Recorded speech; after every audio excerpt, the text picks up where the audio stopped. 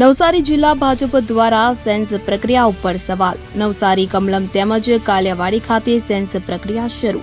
દબંગ નેતા તરીકે જાણીતા જલાલપોરના ધારાસભ્ય આર.સી. પટેલ કમલમ ખાતે પહોંચ્યા। હોદ્દા પરથી રાજીનામું આપનાર આર.સી. પટેલના સમર્થકોએ પણ દાવેદારી નોંધાવી। મહાનગરપાલિકાના વિજલપોર વિસ્તારના વોર્ડમાં કોને ટિકિટ અપાય તેના પર સૌ કોઈની નજર। ટિકિટ ફાળવવામાં વહાલા-દવલાની નીતિ કામ કરશે તો ભાજપને ફરક પડશે તેવું આર.સી. પટેલે જણાવ્યું। આ તો કાયમને માટેની પ્રક્રિયા છે। જિલ્લા પંચાયત હોય કે તાલુકા પંચાયત હોય, એની પ્રક્રિયા તો ચાલતી જ હોય કે કયો ઉમેદવાર સારો હોય અને સારા ઉમેદવારને જ આપણે ટિકિટો આપતા હોઈએ અને મને ખાતરી છે કે અત્યારે પણ આપણે સારા ઉમેદવારને ટિકિટ આપીશું અને દરેકને વિજય થાય એ માટેના પ્રયત્નો। અત્યાર સુધીમાં તો અમારા 5 વોટ ચૂંટાતા આવેલા છે।